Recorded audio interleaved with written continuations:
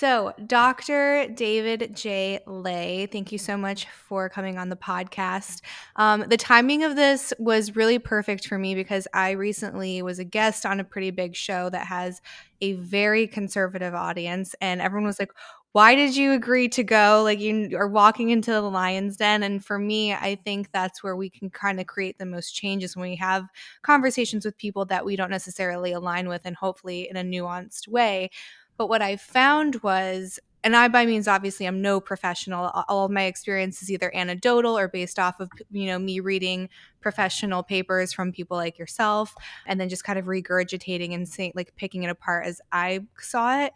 And what I realized, and I've heard you talk about this, is that a lot of people who are so set in their convictions, they don't want to listen to the research at all. They're like, I don't want to hear the facts. I feel this way. So to start off the episode, I would love your opinion on, like, how do you have a successful conversation with something that's so emotionally charged for so many people? Yeah.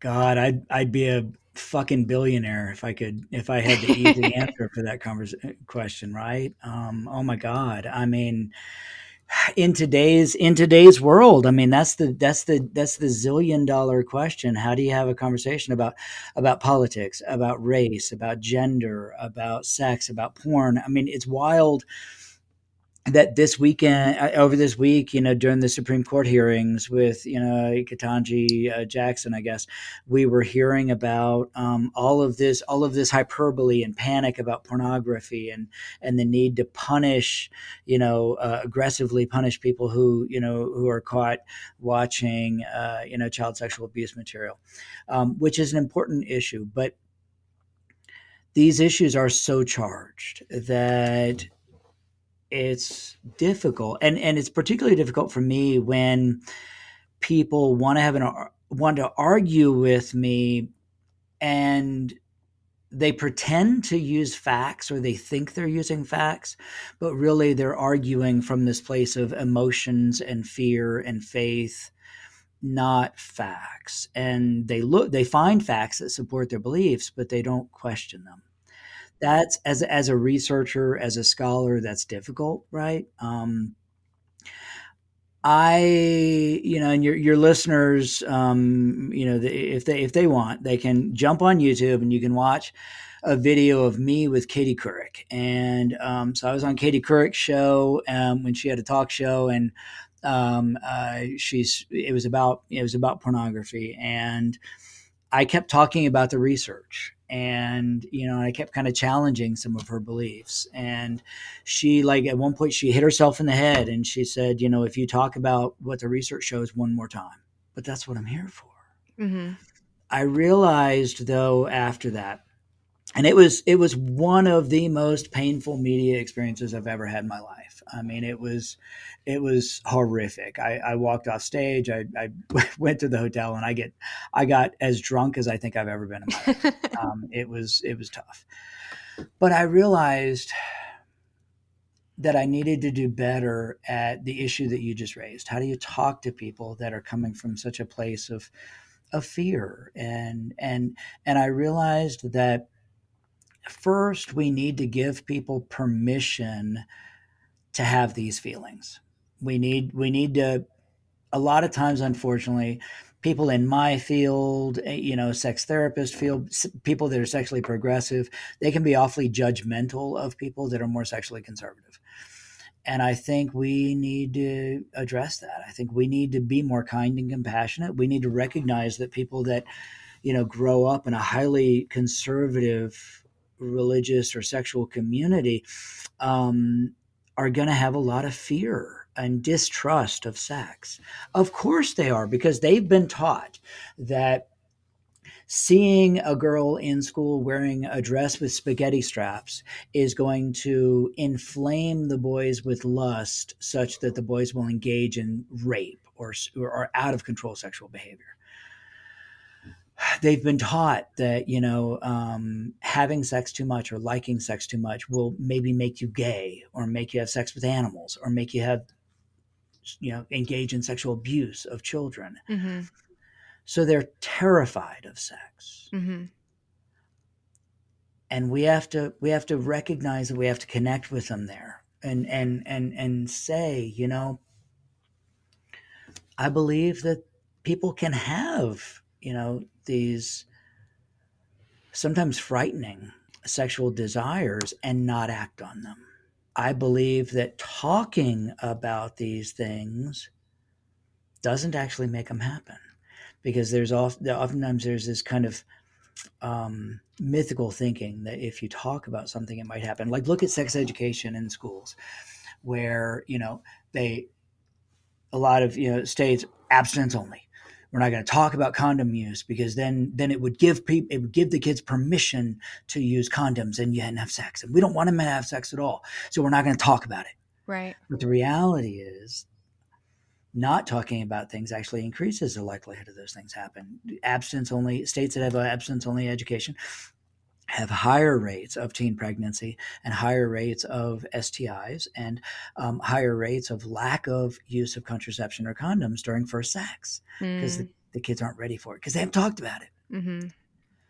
So if we can connect with people and say, I think it's healthy to talk about this stuff, and we don't have to agree, but there's somewhere in between our views that is maybe a healthy place to explore. Oh, absolutely. So, a couple of things that I wanted to touch on that you said in one of my conversations that I was having, and this happens a lot with people that tend to be on the conservative side of sexuality and like their argument against pornography, is it immediately goes to bestiality. It immediately goes to child abuse material. I try to say is if you take like a neurotypical person that doesn't have these like maybe antisocial tendencies, they're not going to go there. And from the professionals that I've spoken with is like they say if you get someone who has committed these crimes and acted upon them, if they feel like they're in a safe environment and where they can be honest, they say that was the thing that they were always going after. It just took them a while to like get there. That's right. So it's not like we can take a regular guy who has a healthy relationship with sexuality and he's going to go be a criminal and like this Mhm. crazy sexual deviant and menace. And I feel like you do such a disservice to everybody involved when you kind of create that hyperbole around sexuality and pornography, because it's not to say that there's not flaws within the industry, because there absolutely is, just like in anything else, but we can't actually tackle those issues if we're going after a boogeyman that doesn't exist. Yeah, but Candace, you don't give yourself enough credit. That is a very sophisticated, informed, evidence-based kind of view you just espoused. Thank you. I mean, I Oh, love hearing thanks.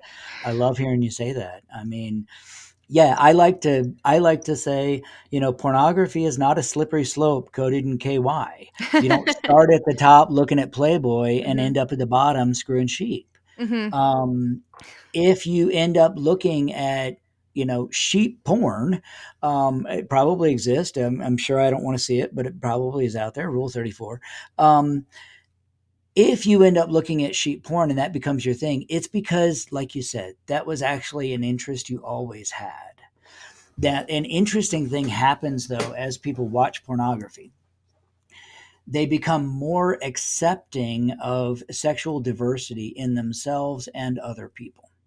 That people who watch porn become more less judgmental of LGBT sexuality. They become more accepting of kink in themselves as well. And so we see folks who start looking at kind of vanilla porn, and then they end up gravitating towards some unique or fetishistic or extreme kind of porn.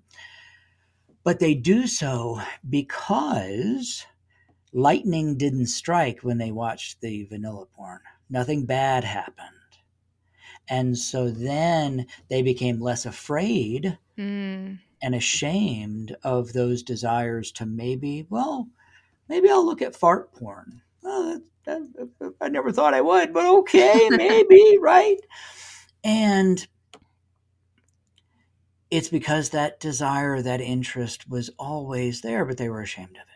Hmm. So The same is true with people who watch child sexual abuse material. Is that, and my second book is called The Myth of Sex Addiction, and I really challenged the validity of the whole sex addiction model, porn addiction as well, that it's really based on bad science, but it also offers this very troubling excuse to people who engage in criminal or problematic sexual behavior. So Harvey Weinstein got caught, sexually abusing and harassing and sexually assaulting some of our favorite actresses, and then he went to sex addiction treatment and said, "Hey, people, I've got demons." No, man, you engaged in criminal behavior. And there are lots and lots of men in sex addiction treatment who got caught watching child sexual abuse material or or child pornography. And because they had money, they were able to talk the judge into not sending them to jail, but sending them to treatment instead. Treatment that cost about $1,000 a day, and for which there is no evidence it works, no scientific evidence it works. It gets more problematic when we look at the research that finds that people who watch child pornography, people who consume child sexual abuse material, are people with pedophilia. They may have never sexually abused a child, but they have always had that interest, and watching the material is the way they fulfill it. So now what we have then is we have people who are getting sent to sex addiction treatment to avoid criminal charges for this material and having this material. Josh Duggar just went to, just convicted on this a couple of weeks ago. One of his claims was he was a pornography addict and a sex addict. Um, no, you're watching that material because you have pedophilic interests. You need treatment for that. The problem's not the porn. The problem is this sexual disorder. If we don't treat that, there's a problem.